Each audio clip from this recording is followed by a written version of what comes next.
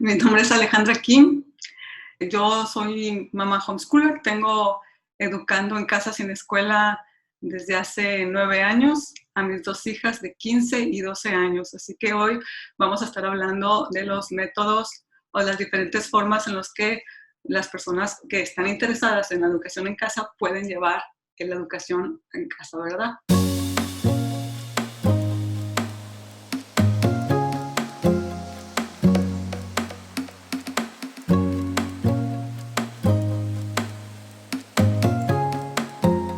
Les voy platicando un poquito de mí y el por qué estoy aquí y el por qué hago lo que hago.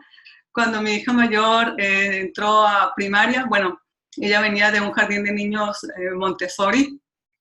Entonces, cuando salió de ese jardín de niños, mi niña mayor ya sabía leer, escribir, sumar, restar. Eh, entonces, cuando entró a primaria con un sistema tradicional, pues al principio iba muy bien, pero poco a poco fue perdiendo el interés.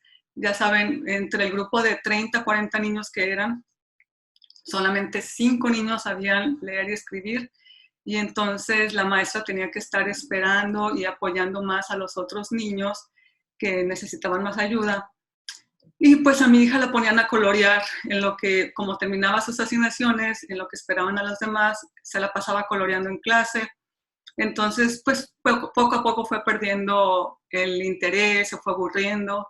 Y pues como a mitad del año yo empecé a ver otras opciones, porque uno piensa que es la escuela o que es el grupo, que es el método, porque pues era diferente, era del método Montessori que ella venía manejando a un sistema tradicional con los mesabancos en filas, con la maestra enfrente, ya saben, ¿no? Entonces me dediqué a buscar otras escuelas.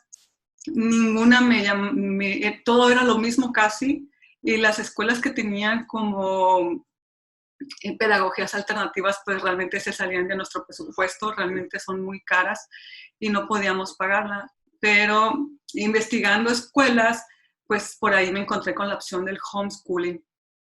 En aquel entonces pues no había nada en español. Había creo que 2 blogs en español muy austeros, con muy poca información. Entonces yo me enfoqué en buscar todo en inglés, aprovechando que mis hijas eran ciudadanas americanas.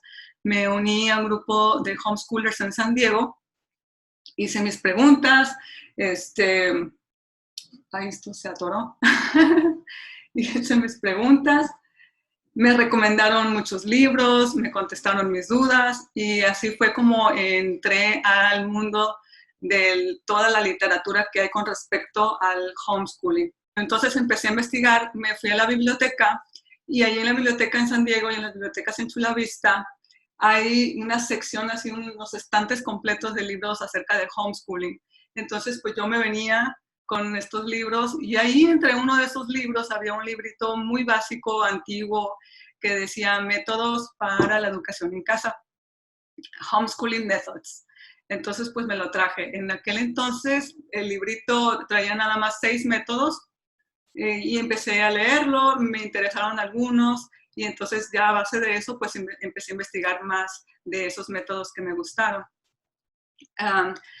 Pues así fue como elegí el método Montessori porque pues mi hija venía ya de ese jardín de niños, era algo que conocía ella, con lo que trabajaba muy bien y a mí me gustaron mucho los principios y todo el método cuando ya lo estudié. Y lo combiné con el método de Charlotte Mason, que también me gustaron mucho todos sus principios y todos los valores del método y todo lo que conllevaba el método se me hacía muy lógico, ¿verdad? Y estuvimos el primer año, el segundo año, el tercer año cambiamos, el cuarto año cambiamos, el quinto año cambiamos. Desde el quinto año nos inclinamos más por un aprendizaje orgánico, libre y autónomo, y desde entonces estamos así. Mi niña, que en aquel entonces tenía 6, ahorita tiene 15, y mi niña menor, que en aquel momento tenía 3, pues ahorita tiene 12. Ya llevamos 9 años fuera del sistema escolar y mi niña menor pues nunca ha ido a una escuela. Entonces, pues desde hace 4 años escribo acerca del homeschooling y comparto mis experiencias en un blog que se llama viviresaprender.com, y desde hace 2 años y medio llevo un canal de YouTube donde pues también hago videos informando acerca del homeschooling, del unschooling, y donde comparto también nuestras actividades, nuestros paseos, nuestros viajes, y que la gente conozca un estilo de vida diferente, ¿no? Viva el unschooling, sí. Voy a empezar aquí con la presentación. Les voy a compartir aquí una pantalla. Aquí. Así estamos. Entonces, vamos a empezar con los métodos para la educación en casa, que realmente no son nada más métodos. Vamos a hablar de diferentes pedagogías, de diferentes enfoques o modalidades con respecto a la educación en casa. Entonces, voy a iniciar a platicarles sobre este método o esta forma de trabajo, que es la que todos conocemos, ¿verdad? Porque es con la que crecimos, y muchas familias que educan sin escuela empiezan con este método, que son los libros de trabajo o los libros de texto. ¿Por qué? Porque es lo que más conocido, ¿verdad? Y da algo de estabilidad en el transcurso o el cambio que conlleva el que te vayas a salir de la escuela y te vayas a ir a estudiar a tu casa, ¿verdad? Entonces, es conveniente, ya viene todo, las lecciones planeadas por ti, ya tiene todo el currículum, entonces es algo que muchas familias utilizan para educar en casa. Nada más hay que tener cuidado con conseguir esto. Hay que tener en cuenta que pues en los libros de texto, en los libros de trabajo, no se presentan los temas a profundidad. Muchas veces se presentan fuera de contexto o incompleto. Yo me recuerdo cuando mi niña entró a primero de primaria, y los papás que tengan a sus hijos seguramente lo vivieron también. O sea, entran la última semana de agosto o primera semana de septiembre, y a la segunda semana ya les están enseñando de Benito Juárez y de la Independencia y todo, pues porque es la primera fecha festiva o conmemorativa que da el año escolar. Entonces, pues ya a los niños les están enseñando de Miguel Hidalgo y la Independencia, siendo que no tienen un contexto de lo que pasó antes con nuestras civilizaciones antiguas, con los aztecas, con los mayas, con los toltecas y todas estas civilizaciones hermosas, y no saben nada de la conquista, no saben nada de nada, y sin embargo ya les están hablando de la independencia de México. A mí se me hizo totalmente fuera de contexto cómo le explicas a un niño por qué es importante Miguel Hidalgo. Entonces, así como ese pedacito de historia, así se presentan muchos de los temas, totalmente fuera de contexto, y los niños no tienen como ningún antecedente con que puedan procesarlo y unirlo. Entonces también el libro de texto, pues el trabajo puede ser repetitivo y por lo mismo puede ser tedioso para muchos niños, y desgraciadamente muchos libros de texto pueden contener errores o incluso pueden contener ciertos valores que van en contra de lo que la familia cree, se podría decir. Entonces, bueno, nada más para que lo tengan en cuenta, y que si deciden seguir con los libros de trabajo, pues revisen los libros de trabajo y los complementen con algo más, ¿verdad? Para que así sea un aprendizaje más integral. Vamos a seguir con el método o la forma de estudiar a distancia o en línea, que es básicamente como seguir el currículo de los libros de texto, pero la diferencia es que ahora te lo presentan con imágenes, con animaciones, con videos, con audios, con música, y podría ser un poco más interactivo, por decirlo así. El aprendizaje se vuelve un poquito más independiente porque no necesitan al papá para que esté ahí al lado explicándole a uno las cosas, sino que hay videos o un maestro en la plataforma que te está explicando las cosas. Entonces, se vuelve un poco más independiente el estudiante, y lo puede hacer a su tiempo y lo puede hacer a su ritmo. Entonces, bueno, esa es otra forma en la que muchas familias deciden educar en casa, ¿verdad? Estos dos métodos, estas dos formas de educar, son convenientes y son muy conocidas. Ya está todo listo, solo compras o te registras y lo usas, ya está todo digerido para el alumno, ¿verdad? También es bueno porque en algunos temas, sobre todo en los temas de grados un poco más elevados, secundaria, preparatoria, quizás el papá no se sienta con la confianza de enseñar ciertos temas y pues el que tengas un libro de texto o el que tengas ya o alguien que te esté haciendo tu trabajo, ¿no? Y que pueda ser guía, pues es mucho mejor porque así te apoyas en que ya está todo explicado, ¿verdad? Ahora también tiene sus contras, porque al momento de que ya está todo el programa, te dicen tienes que aprender esto y esto y esto, y los días y las lecciones y todo, pues muy raramente los niños se aventuran a explorar y aprender a más profundidad de un tema, solamente hacen el trabajo, a la actividad que se les pide y muy pocas veces se adentran al tema y lo descartan y se van a otra cosa, ¿verdad? Este también tiene su contra porque se debe de seguir el orden y la estructura del programa, y eso pues no significa que el niño pues le interese, que esté aprendiendo, que esté listo. Es un programa que alguien más creó allá en alguna oficina administrativa y que no tiene en cuenta la realidad que está viviendo el niño. Y no quiere decir que los temas a los que se va a presentar al niño, pues que el niño ya esté listo emocional o mentalmente para aprenderlos y para procesarlos. Entonces, en este tipo de programas, pues no se toma en cuenta el desarrollo del niño porque dicen todos al mismo tiempo la misma cosa. Y creo que eso es un poquito de lo que andamos nosotros queriendo huir al momento de sacar a nuestros hijos de las escuelas.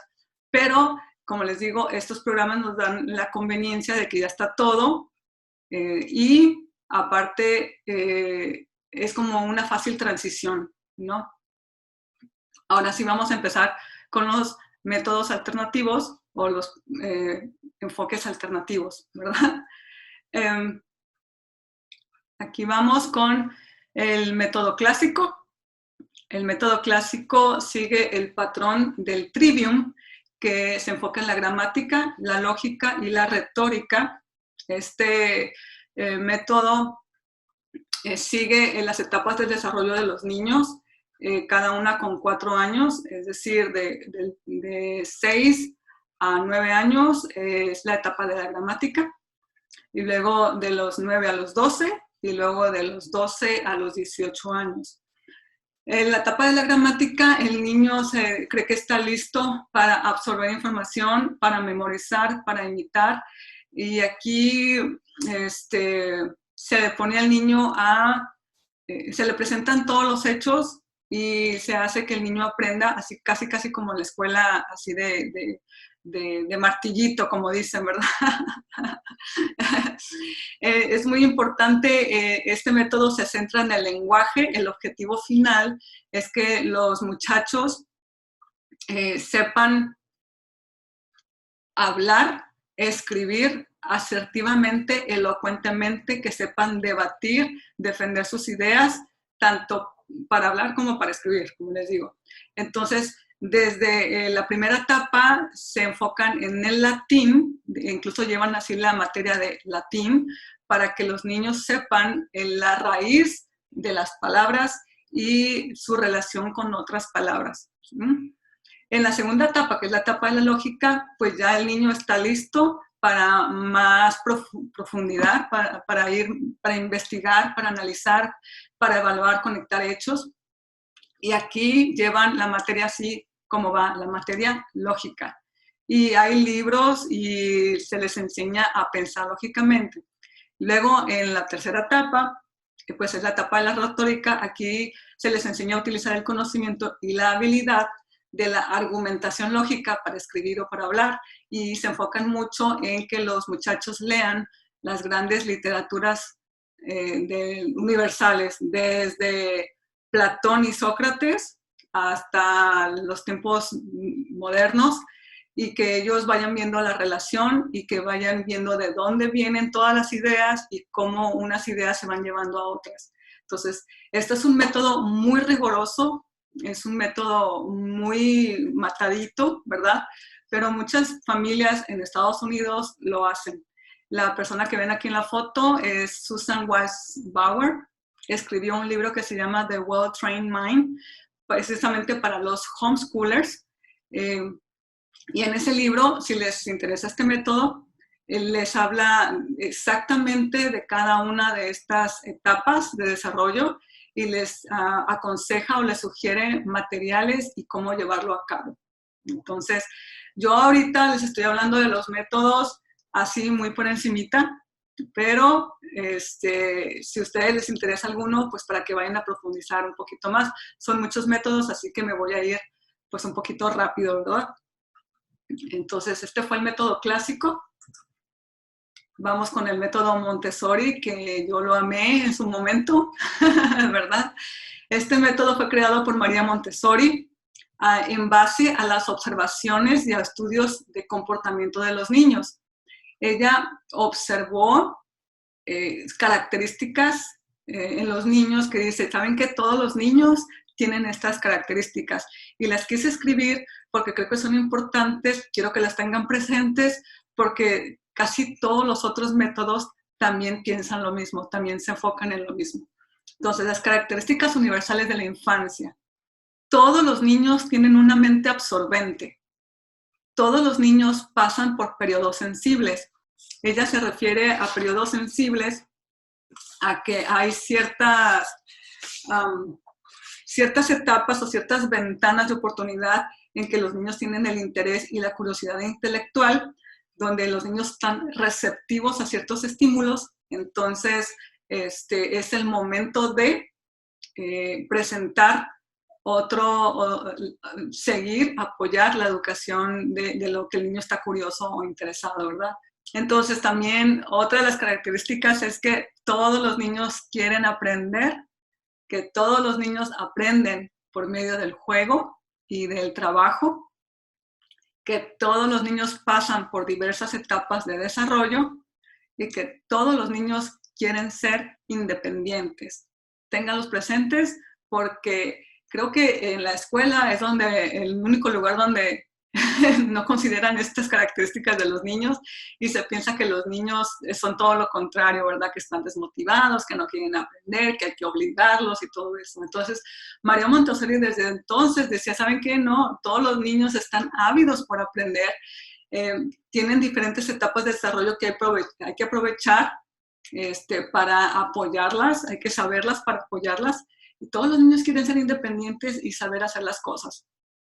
Entonces, ¿en qué se basa, de qué trata el método Montessori? El aprendizaje es individual, el niño tiene libertad de elección y aprender a su ritmo. No sé si ustedes hayan ido alguna vez a una escuela Montessori o hayan entrado, pero se ve los materiales Montessori manipulables en los estantes.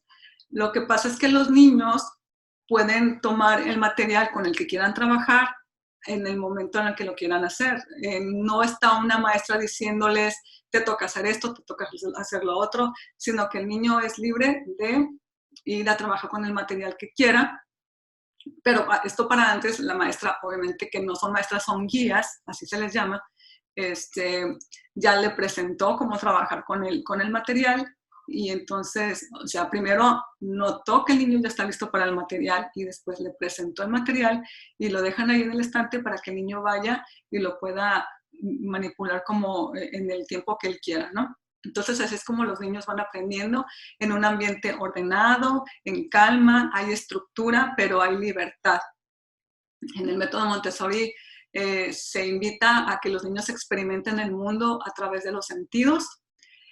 Y también una de las bases es que los grupos son grupos de diferentes edades, usualmente edades de 3 años, es decir, que los niños de preescolar están todos en un grupo, los niños de 3, 4, Los de 4, 5 y 6 años están en el mismo grupo, luego los de 6, 7, 8 están en el mismo grupo, así, creo que son 3 o 4 años, ya ni me acuerdo, pero el chiste es que ponen grupos con edades revueltas porque ve así que los niños se enriquecen mutuamente. Los niños que son más pequeños, pues uno les ayuda, y los niños que son más grandes que uno aprende de esos niños. Entonces hay como una relación de apoyo y aprendo mutuamente, se enriquecen mutuamente. Como les decía, el maestro pues no es tanto un maestro, sino un guía que observa a los niños, conoce a los niños, en qué etapa están de su desarrollo y cómo mejor los pueda apoyar y ayudar en el aprendizaje que están llevando. Es un método muy noble que, les digo, en aquel entonces a mí me encantaba y yo vi mucho progreso con mi niña porque sí, realmente los hacen independientes. En el momento en que el niño quiere, ya saben, aprender a barrer, no, dice, saben que no les den escobas de plástico y de mentiritas, denles materiales y herramientas de verdad, y que los niños aprendan. Es el momento en que los niños te dicen, mami, ¿puedo ayudarte a hacer esto? Mami, quiero ayudarte a hacer lo otro. Ese es el momento, es la ventana de oportunidad para que los niños aprendan, ¿sí? Y así como de esos momentos hay otros, ¿no? Pero bueno, este es un ejemplo nada más. Y ahorita ya vamos a pasar por el método de Charlotte Mason, que como yo les decía, en mi primer año, cuando yo iba iniciando el homeschooling, yo combiné el método Montessori con el método de Charlotte Mason, porque también me enamoré de este método. Charlotte Mason fue una maestra de allá de Inglaterra hace muchos años, y ella pues también basó su método en observaciones que ella tuvo con los niños con los que trabajaba. Entonces dice, ¿saben qué? Todos los niños son personas, deben tratarse con cortesía y respeto. La educación es la ciencia de las relaciones. El niño tiene relaciones naturales con ideas y con cosas. Es nuestro trabajo entonces ayudar a validar esas relaciones y a que no pierdan la conexión el niño con las ideas que con las ideas con las que está aprendiendo en ese momento, ¿verdad? Con las que está teniendo conexión. Una de las principios es la inactividad magistral, así le llamaba ella. Esto es por parte del adulto. Esto no era para los niños, es para los adultos. Y es el arte de no interrumpir, no quitar al niño la iniciativa. Es el arte de quitarse de en medio. Uno como papá o como maestro siempre quiere meter la cuchara, y cuando vemos que un niño está interesado en algo o que está viendo algo, ahí vamos con nuestras buenas intenciones a darle una lección, a que aprenda más acerca de eso. Y entonces ella dice, no interrumpas, ¿verdad?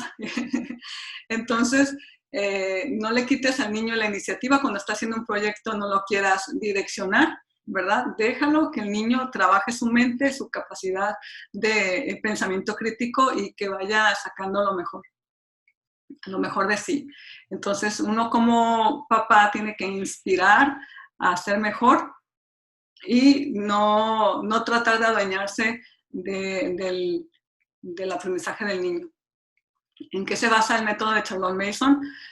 Ella decía que los niños pequeños no tienen mucha capacidad de retención, de atención, entonces que deberían ser lecciones cortas de no más de 20 minutos y que se cambiaran.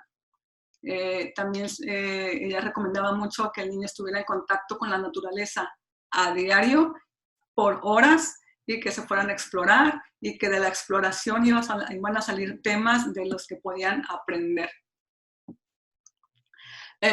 También otra de las herramientas de este método son los libros vivos, muy contrario a los libros de texto, en donde se habla un poquito de un tema, se hacen ciertas preguntas, a ver si el niño captó, y luego se pasa a otro tema, y así.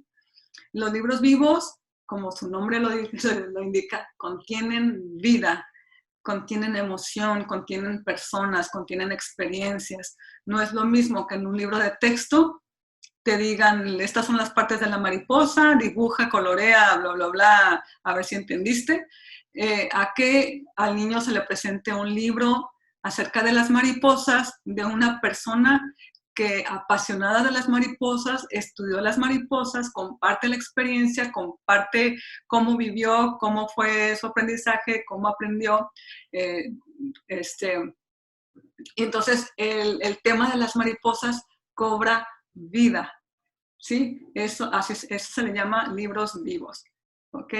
Otra de las herramientas es la narración y el copiado, porque decía que los niños a lo mejor no tienen la capacidad creativa de escribir un reporte, pero tú conversando con el niño podías ver si el niño captó, entendió. Entonces, ese es el concepto de la narración.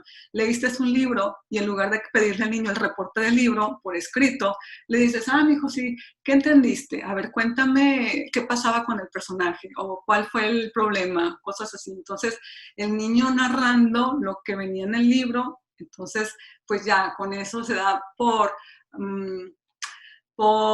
bien servido de que sí, el niño captó, aprendió, le movió, ¿no? Y el copiado es para que aprendan a escribir, pero no aprenden el copiado de palabra por palabra, sino un copiado de frases completas. Y así el niño tiene que esmerarse en hacer su letra bonita y va fijándose cómo se escriben las palabras y todo esto. Entonces también otra de las bases es la apreciación a las artes. Ella decía, a los niños hay que presentarles las pinturas, lo más bello, y que observen y que aprecien y que noten las diferencias de un arte a otro. Era importante que los niños fueran humanistas, que tuvieran una educación humanista también. Y pues para ella las tardes eran libres para explorar en libertad, para sumergirse en la lectura, en seguir sus intereses. Vamos a seguir con otro método, que es el método Waldorf, que no es más que un método, es una pedagogía como las demás también. Este método lo creó Rudolf Steiner y se basaba en las 3 funciones humanas, la voluntad, el sentimiento y el pensamiento. Se piensa que el proceso de aprendizaje incluye la cabeza, el corazón y las manos. Por eso hay que pensar, sentir y hacer. Qué bonito, ¿verdad? Sí. También se creía que los niños pasaban por ciertas etapas de desarrollo. Aquí se creía que cada etapa duraba 7 años. De los 0 a los 7 años es donde se ejerce la voluntad y donde los niños tienen que aprender a explorar el movimiento. Se aprende a través del juego a explorar el mundo con todos los sentidos. Después está la etapa de los 7 a los 14 años, que es donde viene el sentimiento, y aquí se basa mucho en la imaginación. Entonces el guía Waldorf cuenta cuentos, narra hechos históricos, se basa mucho en las artes visuales, en la música, en las manualidades, para que toquen las emociones de los niños y así, sintiendo la emoción, los niños puedan aprender, ¿verdad? Y luego viene la etapa, la última, que es de los 14 a los 21 años, que es donde ya se entra al pensamiento, y como en los otros métodos también, aquí ya se requiere a que la persona, el adolescente, pues tenga un pensamiento más independiente, más crítico, más analítico. Como les digo, yo les estoy aquí presentando nada más los diferentes métodos o pedagogías.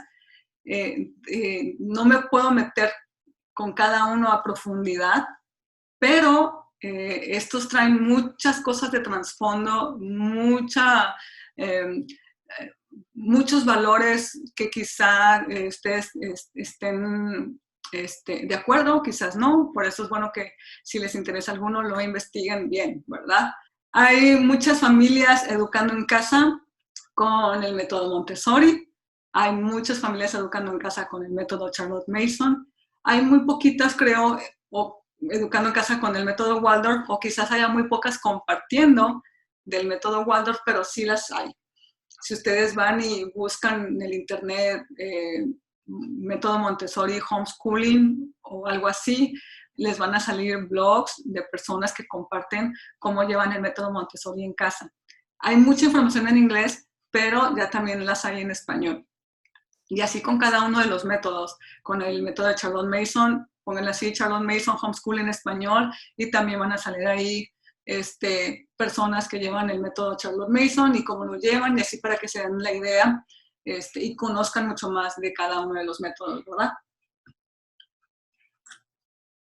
Aquí vamos a seguir con este tema, con este método, que es el estudio por unidades, en inglés lo llaman Unit Study.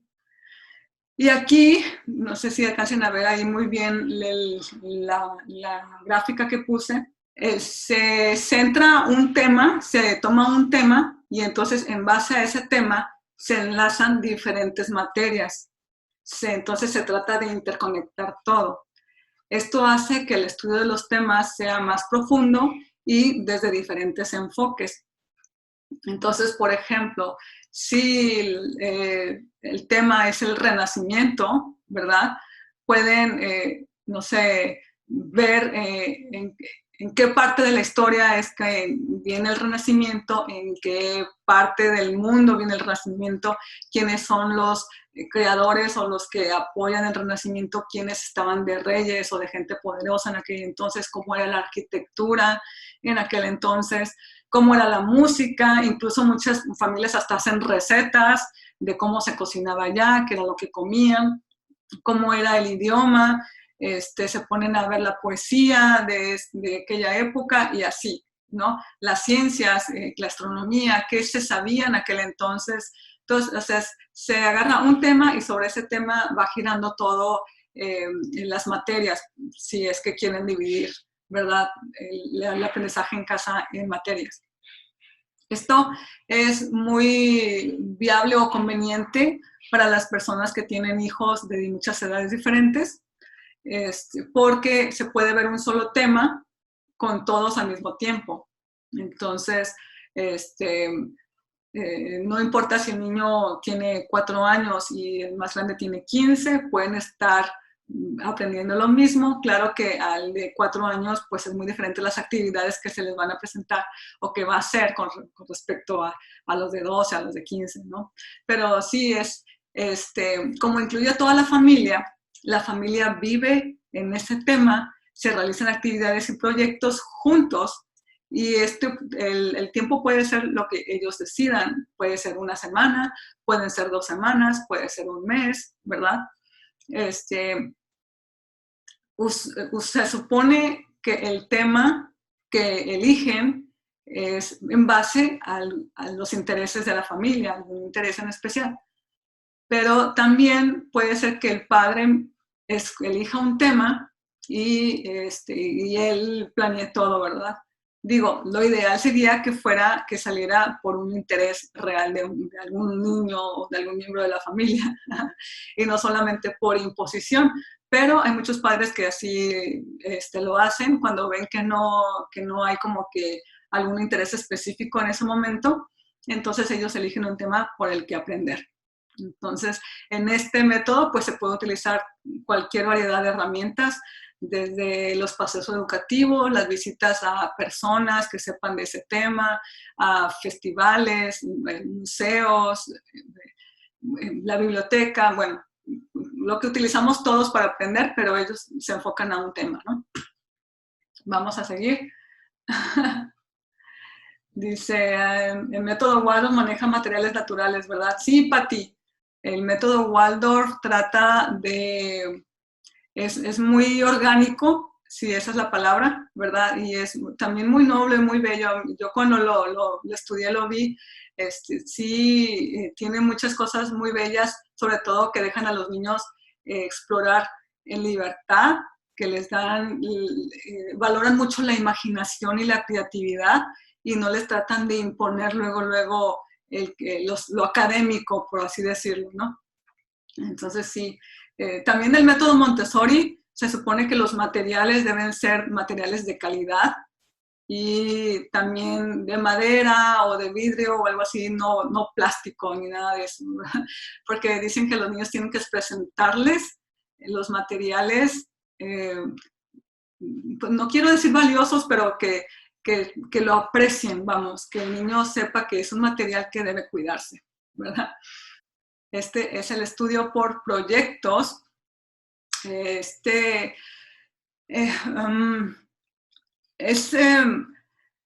Sí, se trabaja por medio de proyectos, como su nombre lo indica, ¿verdad? Pero el proyecto es elegido por el niño. El proyecto es manejado por el niño o el adolescente o el preadolescente. O sea, yo manejo la palabra niño para que se den una idea, ¿verdad? Pero el niño está basado en los intereses del niño. El niño elige, ¿saben qué? Quiero hacer una casita de cartón, ¿verdad? Entonces el niño, su proyecto es hacer una casa de cartón, junta cajas, ve la manera de cortar o de pegar o de hacer para él tener su casa de cartón. Entonces, por poner un ejemplo muy simple, pero pueden ser proyectos mucho más profundos y avanzados, ¿verdad? Entonces, trabajo o estudio por proyectos es trabajo real y con propósito para que los niños aprendan, ahora sí que haciendo, ¿verdad? El chiste de es que los niños son dueños de sus proyectos. Los planean, los organizan, los ejecutan. Ellos toman todas las decisiones. Eligen sus recursos, el formato, la duración, etcétera. Y eso va permitiendo que él vaya creando sus propias conexiones. Entonces, la base de esto es que todos aprendemos mejor cuando hay una motivación interna, cuando uno quiere hacerlo de verdad. Entonces, es su idea, es su proyecto. El padre solamente facilita y provee apoyo, es un mentor, le ayuda a que sus ideas se realicen. Y este método les ayuda a que los niños aprenden a aprender, aprenden a pensar y el cómo hacer y el tomar decisiones.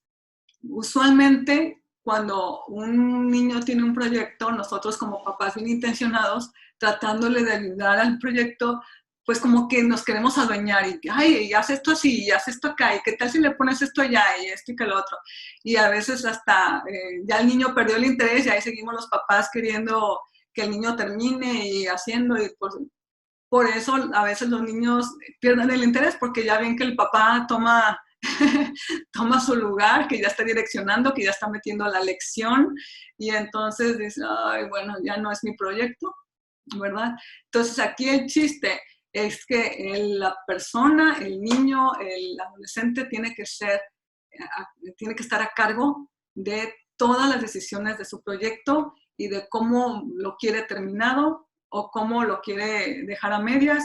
Usualmente los papás tratan de, ¿verdad?, motivar para que no lo deje a medias, pero hay veces que si se le dio, se trabó un poquito y ya no supo cómo continuar, y a veces que está pensando otras cosas, se va a otros proyectos y deja este proyecto pendiente porque está ahí como que procesando, ¿verdad? No es que ya lo dejó, sino que está pendiente porque está procesando. Entonces, muchas veces los papás lo que queremos también es que si empezó algo, que lo termine en ese momento, porque si no, no cuenta. Y pensamos que ya lo abandonó, que ya no aprendió, que ya no sirvió, que no tiene perseverancia.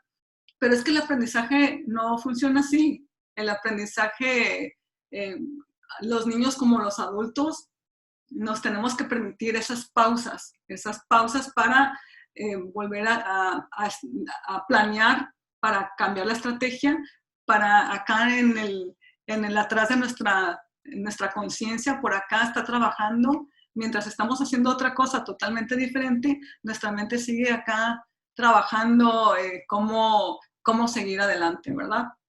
Entonces, es un proyecto en que los niños son autónomos en todos los sentidos. Y así, si quieren saber más de este método, Lori Pickert es la creadora de este método. Y aquí, esta fotografía es el libro que ella escribió. Y entonces, es muy, muy buen libro, papás. Aquí lo tengo, miren. Yo tengo muchos libros también. Y viene bien explicado cómo es que funciona este método, y hagan de cuenta que el niño es libre y uno nada más apoya, ¿no? Y tienes que tener, pues el ambiente, los recursos, las herramientas, cómo apoyarlo, de tener su espacio de trabajo para que el niño se sienta con la confianza de trabajar, de su espacio y todo. Bueno, ahí está todo en el libro. Muy bueno, se los recomiendo también. Paz, aló Paz, aprendizaje libre del unschooling es una maravilla. Para allá voy, sí. Dice Oliver Ortiz, no, yo no hago eso con mis hijas, ¿cómo crees que le voy a decir qué hacer? No, para nada. Eso es lo que más trabajo me ha costado, soltarlas a que hagan lo que ellas quieran con un objetivo, pero dejarlas. Así es bien difícil, sobre todo cuando ves que están batallando ya en algo y quieres pues darle tu input, ¿no? Pero sí, es difícil soltar la ilusión de que tienes el control, de que puedes controlar lo que pasa en sus mentes.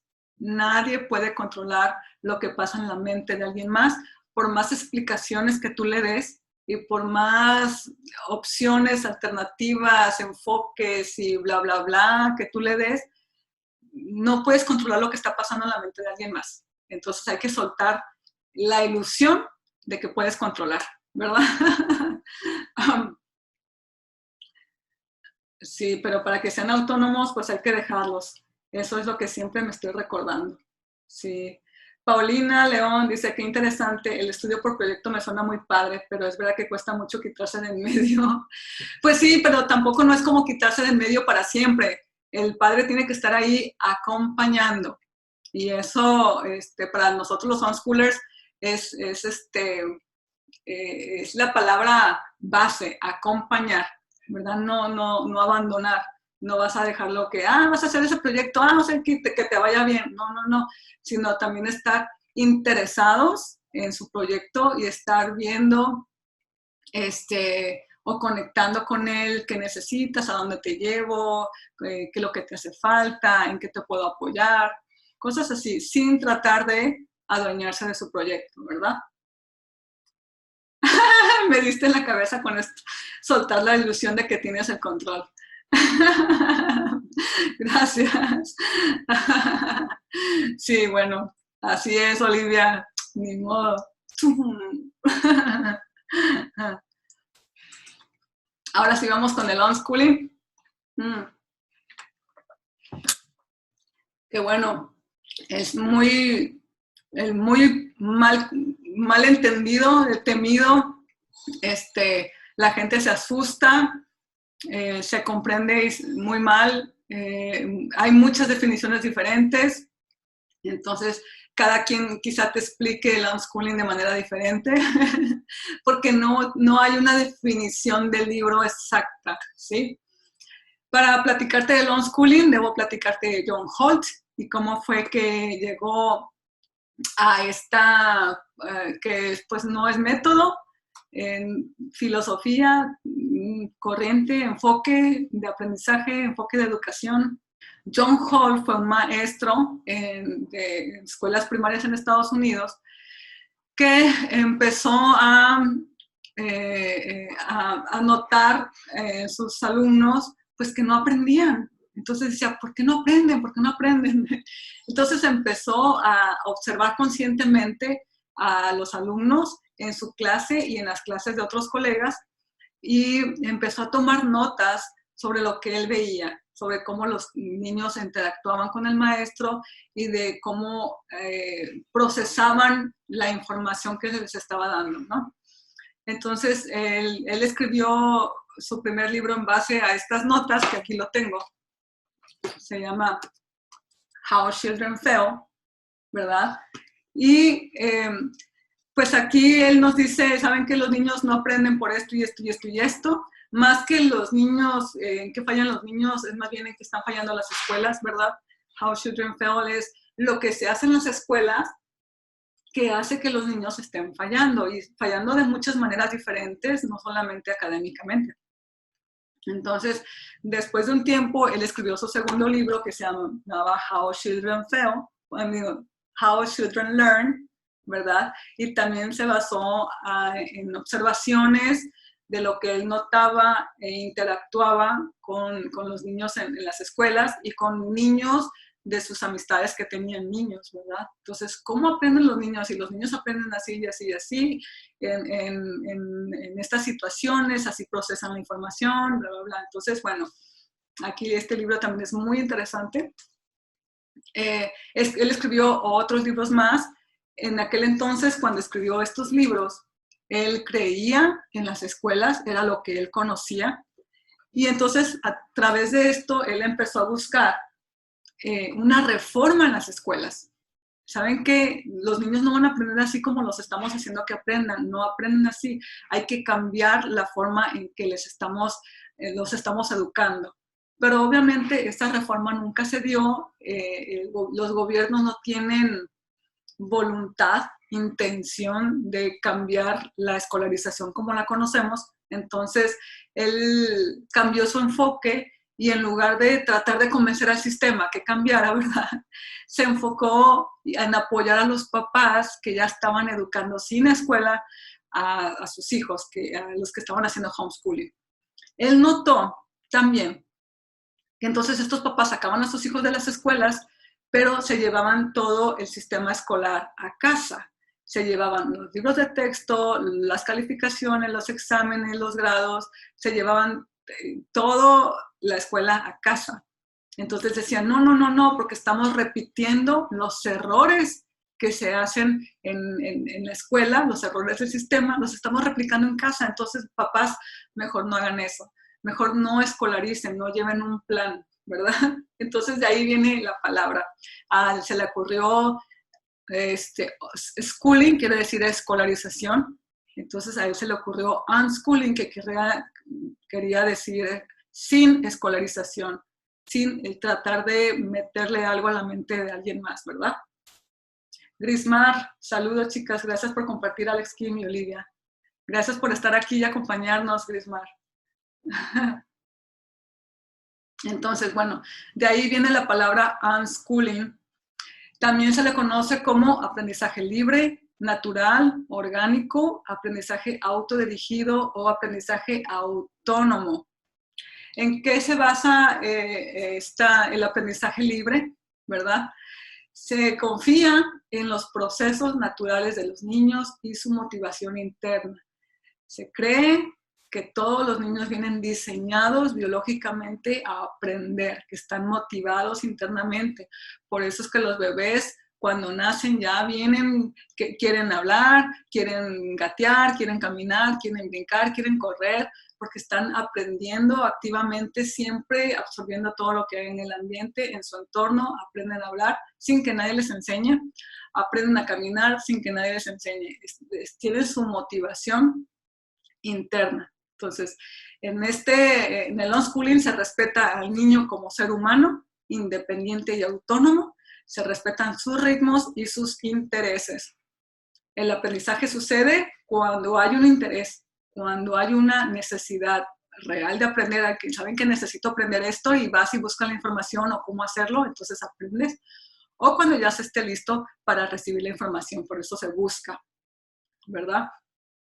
El niño crea y es dueño de su aprendizaje, elige qué, cuándo, cómo, cuánto y de quién quiere aprender. Es casi como el de los proyectos, el estudio por proyectos, ¿verdad? Entonces, aquí en el unschooling se cree que no hay separación entre vivir y aprender. La educación nunca termina y realmente cuando terminamos la universidad, terminamos la escolarización, pero no terminamos la educación.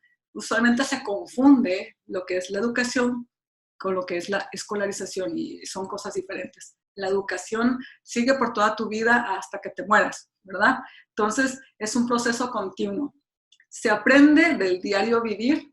La vida no está dividida en materias, por lo tanto, no hay jerarquía en materias. No se dice que las matemáticas son más importantes y que la persona que no sepa matemáticas no tiene valor, ¿verdad? Y como no existe esa jerarquía, entonces también el arte, la música y todo se le da su lugar si es que le interesa al niño. No se le dice, ay, eso no te va a servir para vivir en la vida. No, se aprende de todo y de todos.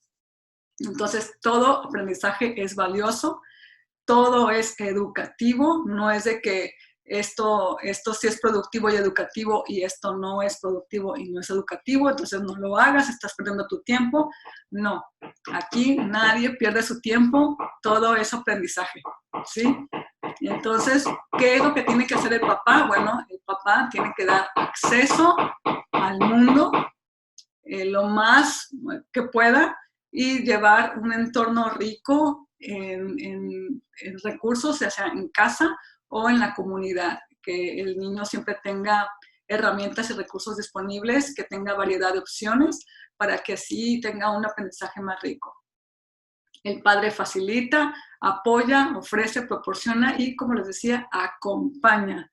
Acompaña en lo que el niño está aprendiendo. Si el niño quiere jugar videojuegos, que es un tema tabú, ¿verdad? No lo dejas solo jugando videojuegos, el padre acompaña. Si el niño quiere hacer un espagueti, ¿verdad? No lo vas a dejar solo en la cocina, lo acompañas. Entonces, me recuerda mucho en el método de Charlotte Mason.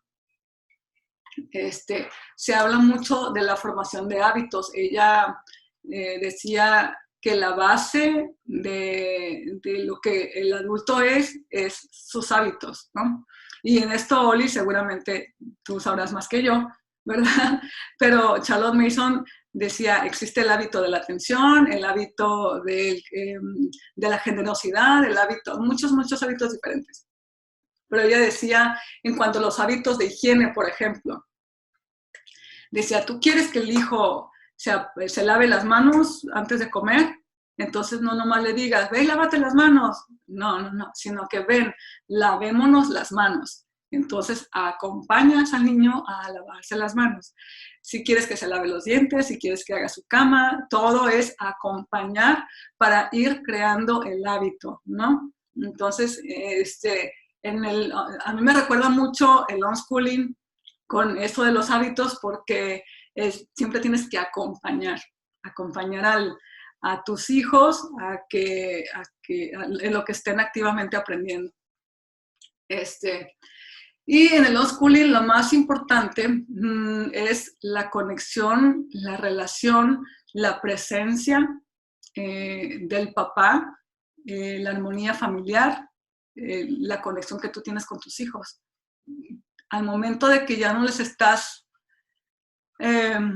exigiendo o controlando o requiriendo un aprendizaje tal o cual, que ya viene como a segundo plano. Lo más importante es la relación y de la relación van a salir los aprendizajes. ¿Sí? Es un enfoque diferente. Arribita del libro dice, importantísimo, la desescolarización. ¿Por qué? Porque para llevar este estilo de vida se necesita imaginar que la escuela como la conocemos no existe. O sea, si se ponen a pensar lo que sucede en las escuelas, nada tiene que ver con el desarrollo del niño, con el potencial del niño, con las habilidades del niño, sus fortalezas. Lo que pasa en las escuelas es para manejo masivo de los niños.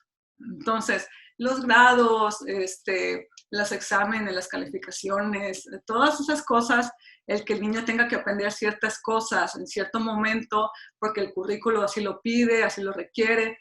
Entonces, para hacer el homeschooling, uno tiene que olvidarse de todas esas regulaciones escolares y desescolarizar su mente, lo que decimos, necesitamos desprogramarnos internamente.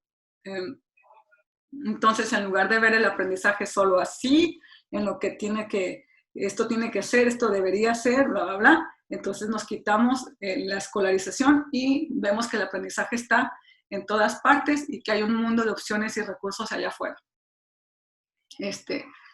Ay, se me está alargando mucho esto, vámonos con el word schooling. El word schooling, todo el mundo es un salón de clases literalmente. Hay muchas familias que aprenden viajando, hay muchas familias nómadas que dejaron todo, vendieron todo y se fueron a andar por el mundo. Entonces se aprende en el lugar de los hechos, de primera mano. y hay acceso, por lo mismo hay acceso a la diversidad, nos enseñan otras perspectivas y formas de vivir al momento de estar conviviendo con gente de otras partes del mundo. Este puede ser tan libre o tan estructurado como la familia lo requiera, porque yo he conocido World Schoolers, así se les llama, World Schoolers, que llevan un currículo o que se apoyan con alguna plataforma en línea para llevar el aprendizaje requerido. Y hay otros World Schoolers que son totalmente libres y que no exigen ningún programa o estructura, ¿no? Que viven, aprenden de la vida y del vivir viajando. Entonces, ¿qué hacer si te gusta la idea de viajar y de conocer otras partes del mundo, pero no puedes viajar? Bueno, entonces traes el mundo a casa, como pues documentales, yendo a restaurantes diferentes, comidas diferentes, trayendo a estudiantes de intercambio, cosas así. Y también explorando tu región. También está el método ecléctico. El método ecléctico no es un método en sí, sino que la gente le gusta esto, le gusta otro de otro método, entonces los combina elementos de diferentes métodos, y como yo les dije al principio, yo combiné el Montessori con el Charlotte Mason, entonces pues fui ecléctica, ¿verdad? Hay otras modalidades, otras formas de aprender sin escuela. Está el game schooling, que se aprende a través de los juegos, el wild schooling, que se aprende en la naturaleza, explorando, con un contacto íntimo con la naturaleza. Está el car schooling, para las personas, los papás que por sus actividades tienen que estar transportándose mucho tiempo, entonces traen sus actividades y sus recursos en el carro, en el automóvil, para que sus hijos mientras estén aprendiendo en el carro, ¿verdad? Y luego está el road schooling, que viene siendo algo así como el word schooling. Se pusieron ahorita a clavar aquí algo. Bueno, está donde se aprende a través del viaje, pero el road schooling se basa más en las personas que hacen road trips, en los que se van con una RV o un motorhome, como se les llama, y entonces van de una ciudad a otra por carretera. Road schooling. Aquí algunas observaciones rapidito antes de terminar. Si ven, casi la mayoría de los métodos toman en cuenta las etapas de desarrollo infantil. Entonces, en las primeras etapas los dejan jugar, explorar, descubrir, los niños son libres, que jueguen con su imaginación, con su creatividad, y conforme van creciendo y van pasando sus etapas de desarrollo, pues se les va dando independencia, autonomía, se les va exigiendo más pensamiento crítico, analítico, más trabajo, y así, ¿no? Entonces, toman en cuenta mucho las etapas de desarrollo infantil. En la única parte donde no se toma en cuenta eso es en la escuela. Entonces, casi todos los métodos dicen, ¿saben qué? Los niños son personas completas y capaces, merecen respeto y confianza. Permítanles seguir sus intereses, aprender a su ritmo y darles un aprendizaje personalizado, un aprendizaje más personal, más de ellos, ¿verdad? También lo que tienen en común es que el padre observa, trata de conocer a sus hijos, ser objetivo en eso, y después facilita, provee apoyo, ayuda, y es más como un guía, un mentor, más que un maestro de que yo me pongo aquí y yo te enseño porque yo lo sé todo o porque tienes que hacer las cosas así. Más bien es un guía en lo que ellos estén haciendo, ¿verdad? ¿Cómo elegir un método? Bueno, pues cómo elegirlo, pues investigando cada uno, sus principios, sus valores, sus pros, sus cons, qué te gusta de uno, qué te gusta de otro. Yo ahorita se los presenté así muy rapidito, pero si ustedes, como les decía, si ustedes van al internet y ponen ahí el método y luego, bueno, primero el método así para que sepan las bases del método, pero luego ponen el nombre del método y el homeschooling, y les van a salir ahí ejemplos de familias que ya lo están haciendo siguiendo esos métodos en casa. Entonces, también, ¿cómo vas a elegir el método? Pues de acuerdo a tus conceptos de aprendizaje, a tus valores, a tus objetivos, de acuerdo a las circunstancias o situaciones familiares o de acuerdo a tu estilo de vida. por ejemplo, los papás que quieren viajar por el mundo y dicen, ya no puedo viajar por el mundo porque tengo hijos. No, sino que en lugar de dejar tu vida o tus sueños o tus intereses porque tuviste hijos, ¿verdad? Mejor incluir a tus hijos en tu vida, en tus intereses, y así que toda la familia aprendan o se adapte la educación de los hijos al estilo de vida de la familia. Eso depende de sus horarios, de su trabajo, de sus intereses y todo. También de acuerdo al estilo de aprendizaje y personalidades de tus hijos, porque habrá algún hijo que sea más estructurado que otro, hay algunos que necesiten más guía que otros, y hay algunos que, ¿sabes qué? A mí déjame libre y déjame en paz, y solamente estar ahí apoyando, acompañando y guiando lo mejor que podamos con conversaciones y con paseos y con recursos y demás. También pues a prueba y error, ¿verdad? Como yo les decía, mi primer y segundo año yo llevé este método combinado. En mi tercer año ya no, en mi cuarto año ya no, fuimos homeschoolers muy relajados, en mi quinto año ya no. Entonces, es la ventaja de la educación en casa. Uno puede ser flexible y puede adaptarlo a como mejor sea para la familia y su dinámica y su visión familiar. Lo que sí es que traten de disfrutar el proceso y no pierdan de enfoque que la base siempre va a ser la armonía en la familia, que lo que ustedes tienen en mente de lo que debe pasar en el aprendizaje de sus hijos no sea punto de discordia o de discusión y que interrumpa esa armonía, ¿no? Siempre tengan conversaciones y pues traten de que lo principal sea primero la conexión entre padre e hijo. Y ya para terminar, unas últimas reflexiones. María Montessori nos dice, no hay método para observar. Lo que fue observado fue el niño. ¿Por qué nos decía esto? Porque cuando ella creó su método, ya sabes, ¿no? Algunas personas decían, esto sí es parte del método, esto no es parte del método, empezaban a discutir, ¿saben qué? No, dijo ella, ¿saben qué? No hay método para observar, lo que fue observado es el niño. Lo primero por hacer entonces es descubrir la verdadera naturaleza del niño y luego asistirlo en su desarrollo normal. Ahí se los dejo de reflexión. Otra reflexión, y esta es de John Taylor Gatto. No hay una forma correcta de educarse. Hay tantas maneras como huellas digitales. Y sí, si ven papás, ya muchas personas en el mundo están aprendiendo de manera diferente. Hay muchísimas escuelas Montessori, Waldorf, Reggio Emilia, escuelas libres, escuelas democráticas, muchas escuelas que llevan pedagogías o métodos alternativos que están aprendiendo diferente. No todos tenemos que aprender lo mismo al mismo tiempo. Permítanle a sus hijos aprender diferente también y eso les va a dar una ventaja sobre los que están aprendiendo pues lo mismo y de manera repetitiva o tediosa, ¿no? Entonces, no hay una forma correcta de educarse. Está lo que a ti te funcione. Entonces, esta es otra reflexión que les dejo.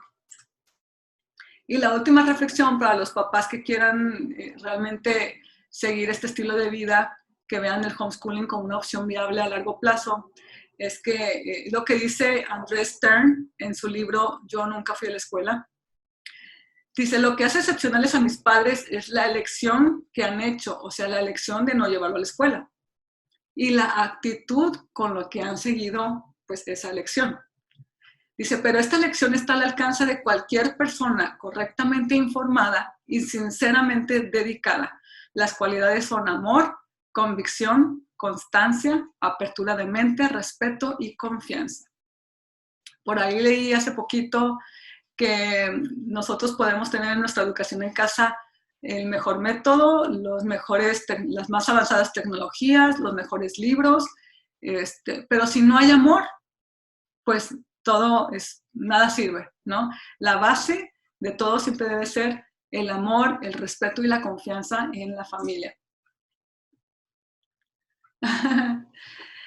Ya para despedirme, ¿verdad? Si quieren saber un poquito más del homeschooling, de todos estos métodos que he estado hablando, yo ya he escrito de ellos en el blog, viviresaprender.com. También, como les decía, tengo un canal de YouTube. Ahí en el canal se llama así Alex Kim. Me pueden buscar así, Alex Kim Homeschooling, y ahí le van a salir los videos, algunos de los videos que yo he hecho. También está la página en Facebook, ¿verdad? Ay, ahí está. ¿Por qué les estoy diciendo todo esto, papás? Porque me gustaría que se permitieran, que supieran que tienen el derecho, se permitieran y les permitieran a sus hijos aprender de manera diferente. Tienen que saber que no es necesario traerse a la escuela a casa, que hay muchas opciones y que pueden hacer ustedes adaptar lo que más les guste de cada uno de los métodos, hacerlo ecléctico y adaptarlo a su dinámica, a su visión, a su proyecto familiar, ¿verdad? Espero que esta plática haya sido de provecho, que les haya motivado a investigar un poquito más de todos estos métodos y a tener una mentalidad diferente en cuanto a la educación sin escuela. Me despido, por ahí los veo yo en el internet o en los comentarios en Facebook. Nos vemos.